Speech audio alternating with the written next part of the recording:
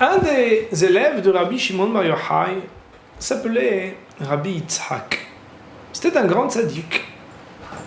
Un matin, un pauvre vint le voir pour lui tendre la main et lui demander la tzedaka. Alors Rabbi Yitzhak était un peu gêné. Mais lui, tu sais, moi je n'ai vraiment pas grand-chose. Je pense que tu te trompes de personne. Ce que je pourrais te donner ne t'aidera pas. Alors, ce pauvre de lui dire, mais qu'est-ce que tu vas me donner? Il dit, j'ai quelques centimes seulement. Il lui dit, ça tombe bien, c'est ce qu'il me manque pour pouvoir acheter mon pain, kikar lehem, le pain dont j'ai besoin pour me nourrir.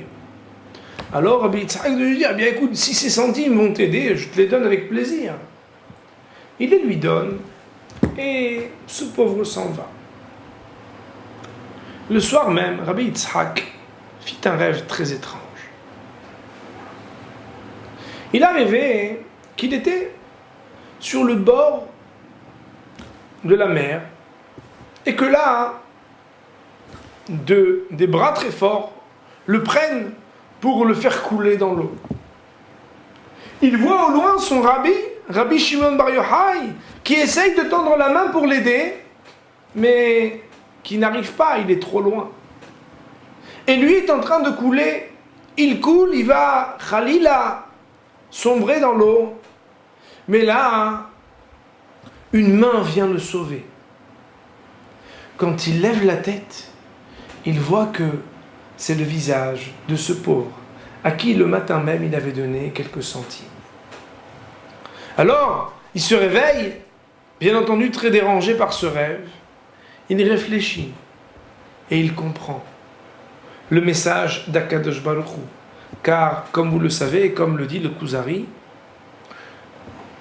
des rêves peuvent être quelque chose de la prophétie, un contact avec Akadosh Baruch Hu pendant le sommeil. Il comprend qu'il avait été décrété sur lui un mauvais décret, tellement mauvais que même son maître Rabbi Shimon Bar Yochai, voulant le sauver, ne pouvait rien faire, il restait trop loin de lui. Par contre, de ce mauvais décret, les quelques centimes qu'il a bien voulu donner à ce pauvre ont permis que c'est ce pauvre, par cette mitzvah qui a été faite grâce à lui, qui a pu sortir Rabbi Yitzhak, l'élève de Rabbi Shimon Bar Yochai, de ce mauvais décret pour lui sauver la vie. En appliquant le verset qui dit Tzedaka tatzil mimavet. Le fait de donner la tzedaka, c'est ce qui peut sauver la vie. À très bientôt.